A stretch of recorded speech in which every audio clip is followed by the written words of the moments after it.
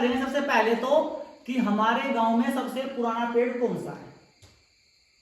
और ये संभव नहीं है कि पता लग जाए, लेकिन अनुमानित पता लग सकता है कि हाँ ये पेड़ है, उस जंगल में है या उस खेत में खड़ा हुआ है। हो सकता है ना, वो बांज का हो सकता है, चीड़ का हो सकता है, अखरोट का हो सकता है, वो किसी भी तरह का पेड़ हो सकता है। बात समझ रहे हो ना?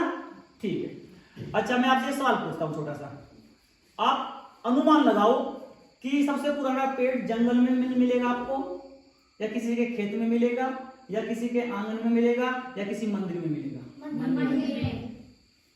समझदार है वो। मंदिर में क्यों मिलेगा? क्योंकि मंदिर का पेड़ क्या रहता है? सुरक्षित रहता है। क्यों? क्योंकि हम देवता से डरते हैं। यदि हमने देवता के पेड़ को कुछ छेड़खानी कर दी तो देवता नाराज हो जाएगा। शाबाश। चलो ठीक है, आपको करना क्या है, सबसे पहले तो उस पेड़ के पास जाना है। ठीक है, सबके पास मोबाइल है ना, एक सेल्फी लेनी उसके साथ में, एक नहीं 2 3 4। ठीक है, अपने आप और किसी दूसरे को देख करके, है ना, उसको प्यार से सहलाते हुए, उसको लाड करते हुए, उसको गले लगाते हुए ऐसे फोटो लेना है, बड़ा प्यार सा। वो फोटो मुझे भेजना है आपको। ठीक है, उस फोटो को हम प्रिंट आउट करेंगे और उसी फोटो को हम आपकी इस डायरी पे फ्रंट पेज पे लगाएंगे। ठीक है जी, बहुत सुंदर फोटो निकालेंगे हम, 4-5 फोटो खींचना। ठीक है, फिर आपको करना क्या है, उस पेड़ से बातें करनी है, बातें करनी है। अब देखेंगे आप, वो पेड़ हो सकता है 400 साल पुराना हो, तो उस पेड़ ने आपके गांव को 400 साल से देख रहा है। वो पेड़ 400 साल पहले आपका गांव कैसा था, आपके गांव के ये पहाड़ कैसे थे, आपके गांव के लोग कैसे थे, आपके गांव के गड्ढे में कितना पानी आता था, यहाँ की हवा कैसी थी, क्या 400 साल पहले यहाँ इतनी गर्मी होती थी जितनी आज हो रही है, कितने लोग यहाँ पर रहते होंगे, आज जनसंख्या यहाँ कितनी है, 400 साल पहले कितनी होगी, वो पेड़ सब जानता है। क्योंकि वो आपके गांव को 400 साल से देख रहा है, या 300 साल से, या 500 साल से देख रहा है। वो ये मत समझना कि वो बोलता नहीं है। 2 बैलों की कथा पढ़ी है हमने मुंशी प्रेमचंद की, वो बैल बोलते नहीं लेकिन बोले हैं ना, ऐसे वो पेड़ भी बोलेगा।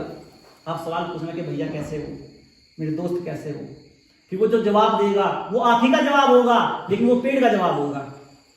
अरे मैं तो अच्छा हूं कि तुम आज बड़े दिनों में मेरी खबर है तुमको,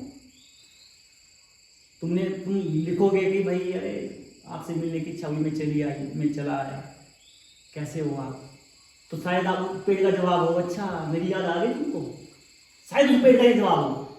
बात समझ रहे हो ना? हर को बोलेगा नहीं, लेकिन बोलेगा वो, यदि दिल से उसके साथ हम जुड़ेंगे तो। जैसे मुंशी प्रेमचंद ने कहानी लिखी है 2 बैलों की कथा, बैल बोलते नहीं है लेकिन बोले हैं वो। ठीक है जी, तो इसी प्रकार से आपको बहुत सारी बातें लिखनी है उस पेड़ से बात करते हुए। उनसे भी पूछना है कि यार बताओ, अब इतनी गर्मी होती है यहाँ, तुम तो बहुत जानते हो, पहले क्या ऐसे होता था? तो बताया रे बेटा कहाँ, पहले तो बड़े मजे थे, यहाँ ठंड होती थी, खूब बर्फ पड़ती थी, खूब बरसात होती थी। सब वही जवाब दे हैं। फिर बड़े पानी की बहुत दिक्कत है बाबा, उसे बाबा कहो, दादा कहो, अरे दादा पानी नहीं आता धार को, टाउन परेशान हो गई। तब तुम्हारे जमाने में था ऐसा?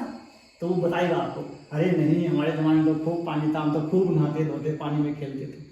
सर उसका ये जवाब हो, वो जवाब आप ही का होगा लेकिन उस पेड़ का होगा। ऐसे आपको उसके लिखना है, आपको बातें करनी है।